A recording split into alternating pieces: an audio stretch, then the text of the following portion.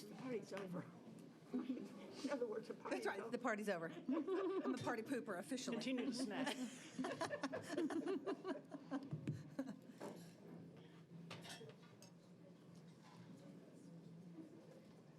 Ellen.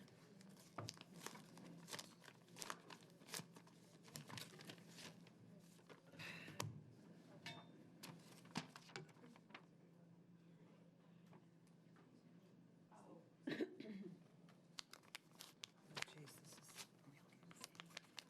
real good.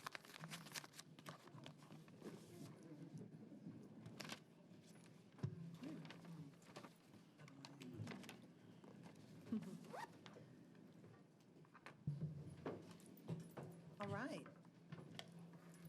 Is it officially 5 o'clock? 4 o'clock? Yes? Okay. Welcome to the governance meeting. We'll go ahead and get started. We have a quorum here, and I want to be the first to welcome my new colleague, Frida Player Peters, to the board. Welcome. Thank you. And so we are going to call this to order, and I'm going to pass the baton very quickly to our colleague, Dr. Severe, to walk us through some policy changes that are on the agenda tonight. Thank you, Chair and members.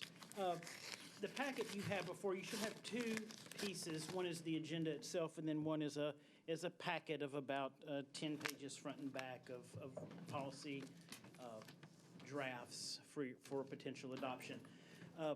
What you'll see in that packet is that this is a combination of some of our continued policy cleanup work, as well as a stab at some straight-up amendments to at least one policy.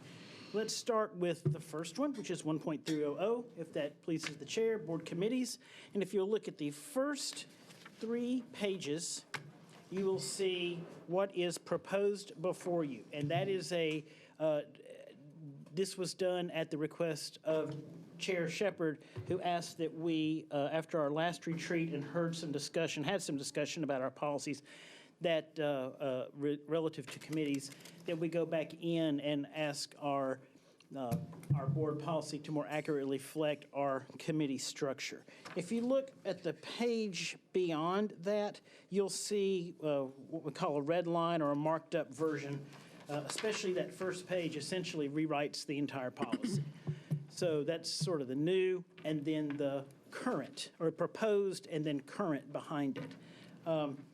If you looked at the what's currently in place in 1.300, you'll see it essentially says that the only kind of committee we would have would be a special committee. I believe one could argue that every committee is special, just especially if you're on it.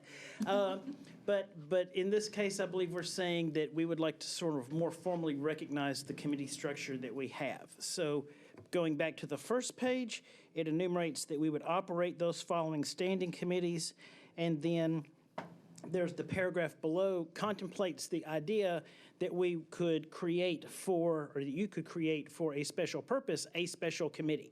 And that could be for whatever was the desire of the board to create a special committee. And then the bullets, lines 19 through 7 on 19 through 1 on the following page contemplate the sort of guardrails that would underline or undergird the work of that committee. It also kept the language around committee liaisons and what a committee liaison from the department, from the board staff would do, from MNPS staff would serve as a liaison to the committee, and that more accurately reflects what we're doing now. And I would entertain any questions you have about this particular policy 1.30.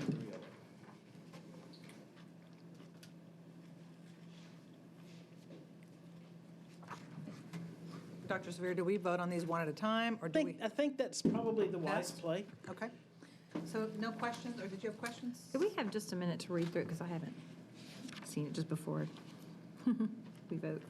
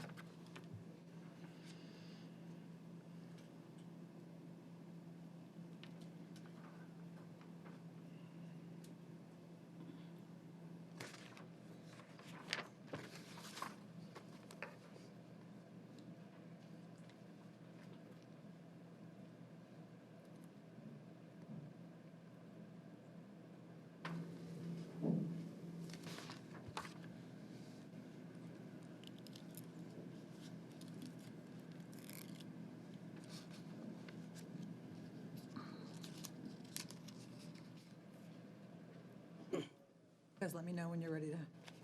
Ready? So the community liaison is always going to be an MNPS employee that is assigned? The committee liaison, yes. Okay. What did I say? Did I say? Sorry, committee. I think they're meant to be like an expert, facilitator.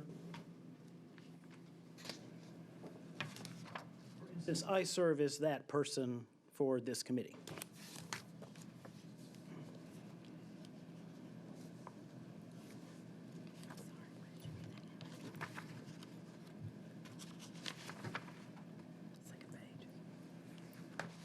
Okay. How are we feeling about that? Good? Okay. Does anybody want to make a motion on this, on policy 1.300? Move that we go ahead and adopt the revised version of 1.300. Second? Second. Any discussion? Okay. All those in favor, signify by raising your hand. Okay, passes unanimously. Moving on. Moving on is policy 6.300, the Code of Conduct. If you are looking at the proposed version versus the currently in place version, this looks a whole lot more complex than it is. If in our currently in place version, the currently in place version enumerates a series of levels of behavior or misbehavior, I guess, 1 through, 4, perhaps 3, 4, maybe 5 further. Yeah, 4. And we felt like that was just too prescriptive and maybe gave the impression that something that was not on that list might be okay. When the mind races with possibilities for things that a student could do that's not necessarily on this list but would still be an inappropriate behavior. And in fact, the real sort of tome on this is the student handbook. And what the policy does says that you will approve a student handbook that will outline the appropriate behaviors and the code of conduct and the consequences within. So it essentially plucks it up out of policy and says that the policy is we will have a student handbook that will reflect the types of behaviors in the various levels and the consequences. So it's really just it really tightens up the policy. If you look at all the strike-throughs on the current, you see the kinds of things it takes away, but it essentially delegates to the director the responsibility of developing those codes. So you want to talk a little bit about the impetus behind doing this? The thinking, the rationale? Well, there are a couple of things. One is codes change. And there are within, for instance, let's look at level 1, the 4th bullet down, abusive language. That might be level 1. It might rise to a level something else under certain circumstances, and we don't want our student handbook and our board policy to be in conflict with one another. So the best thing to do is get it all in one place, have you approve one document and not two that could necessarily be in conflict with one another. You're saying that the code of conduct, it's amended each year. That is Pretty much. correct. Yeah. Yes. That The we student would- handbook is the student handbook is amended every year. It goes through a pretty rigorous process to get published. So otherwise, if we didn't change this policy, then we would have to change the policy to match the code of conduct every year? Exactly. So it's possible that if the student handbook changed every year, we would have to loop back into this document every year and say, verbal reprimands, maybe not what we do for level 1 anymore. Maybe that's a level 2. And then we'd have to sort of reconcile those documents every year versus getting one right and then you approving that student handbook. Yes, the last line appears to be an incomplete sentence. Or maybe we're missing a word. Well, that was not by design. Oh, I see what you're saying. Yes. MNPS? Inhabitants of, You have caught that. I will, We can come back to that. Can we table this and go to the next one? And then I'll ask Ms. Harkey to look at that and see if we can fill that in. Okay. Okay.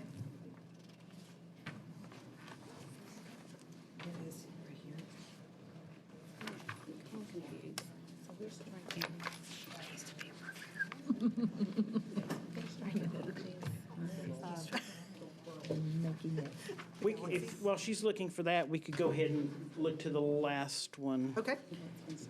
Which is 6.600, the student records policy. This was done at the request of Ms. Elrod. I did not do a before and after shot on this one. I just did the proposed shot, and if you look at the next to last page, it adds 2 sentences, which I've highlighted for you. This is the policy on how one goes about getting records, transferring records. It's not about checking kids out of school. It's not about talking to students. It's about how the academic record for a student is removed from that school, or information about that student is removed from a school, and who has the rights to access that information. Now, we felt like the policy itself was pretty good, but Ms. Elrod suggested the addition of a training component just to make certain, and I certainly don't want to speak for her, I'll let her say so, but I felt like this would be a friendly amendment, and asked me to draft some language, and I'll defer to her for further explanation. Thank you. So I felt like it was important that we had additionally spelled out that there was information about all employees needed to be trained on how to handle that information, as it's not just front staff. I know from past experience as a teacher that there was always situations of parents maybe potentially in a divorce situation or something else where they needed information on their child. You were always confused of who could have that, who could not have that. So I thought it was important to add language to make it some appropriate training provided to all employees so they knew what could and could not be provided and how that could be and could not be provided.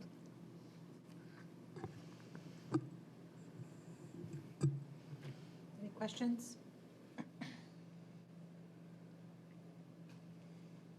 Okay. If not, I will entertain a motion to adopt this policy. I move that we adopt policy number 6.600, student records. Second. Thank you. Any further questions or discussion about this? Appreciate your addition there. Okay, all those in favor, please signify by raising your hand. Thank you so much. Can you talk a little longer while we find that last word? Oh, okay.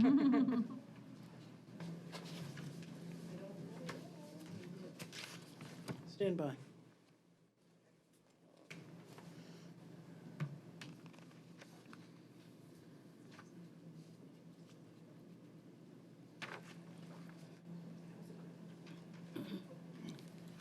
So I'd like to suggest that, in the interest of time, that you go ahead and adopt it, and then we'll find that language, and then we can put it on, and then we can amend it in an hour, so that we're sort of doing it by the book.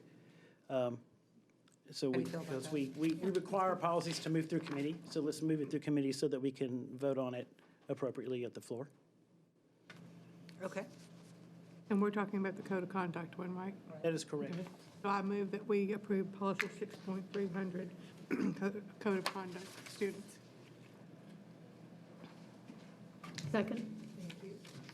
Any further questions or discussion? Okay.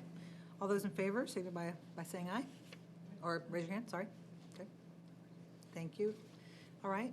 Dr. Severe, is that it for our agenda for today? That is correct. Thank you. All right, so we are adjourned. Governance meeting is adjourned. Thank you, everyone. What do we?